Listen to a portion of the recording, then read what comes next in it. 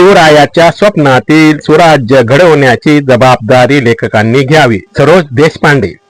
संमेलनाध्यक्षपदी ज्येष्ठ लेखक भास्कर निर्मळ. अहिल्यानगर. छत्रपती शिवाजी महाराजांनी रयतेसाठी स्वराज्य स्थापन करून त्यांची उत्तम प्रकारे घडी बसवली व सदैव जनहिताकडे लक्ष दिले. नंतरच्या काळात महात्मा ज्योतिबा फुले, क्रांतिज्योती सावित्रीबाई फुले यांचे योगदान अतुलनीय आहे असे प्रतिपादन महाराष्ट्र साहित्य परिषद संभाजीनगर केंद्रीय कार्यकारिणीतील संचालिका तथा ज्येष्ठ कथाकार माननीय सरोज देशपांडे यांनी केले.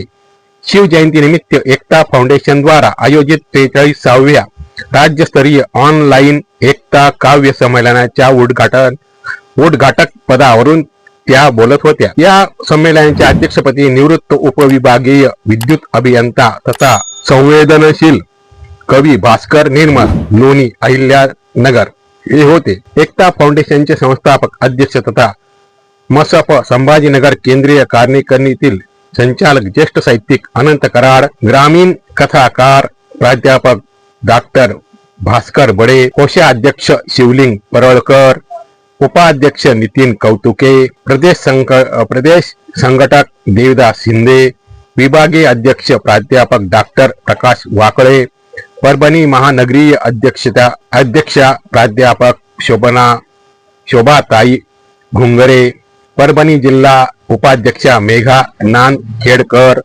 यांच्या प्रमुख उपस्थितीत या राज्यस्तरीय एकता काव्य संमेलनाची सुरुवात झाली. यावेळी तो लिहितच असतो.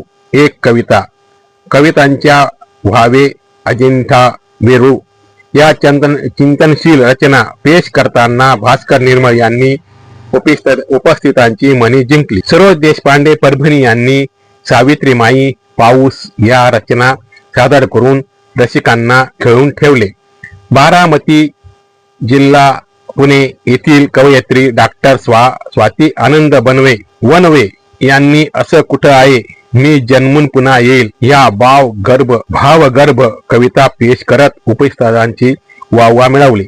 तदनंतर अंजली रहाणे नाशिक यांच्या लेखनी रचनेला उत्तम दाद मिळाली. तर नेवासा जिल्हा अहिल्यानगर येथील युवा कवी प्रवीण गवळी यांनी सई विषयावरील 2 प्रेम कविता उपस्थितांसमोर सादर केल्या. युवा कवी गिरीश खोब्रागडे नेर जिल्हा यवतमाळ यांच्या सह गजलाकार कुणाल हिरुडे मालेगाव जिल्हा नाशिक यांच्या 101 बडकर गजलांनी रसिक मंत्रमुग्ध झाले. आटापाडी जिल्हा सांगली या युवा कवी अण्णा मेटकरी यांची शिवराय ही उत्तम रचना समयोचित होती. अनघा कुलकर्णी शिरूर कासार जिल्हा बीड यांच्या नमस्कार राजे आई कवितांना रसिकांचा भरघोस प्रतिसाद मिळाला. टाकळी मिया तालुका राहुरी गावचे राजू उदमले यांनी ऐनवेळी सहभाग घेत कोयता हे काव्य सादर केले. अबोल ही आत्मनिवेदनपर रचना पेश करत या संमेलनाचे बहारदार सूत्रसंचलन बीड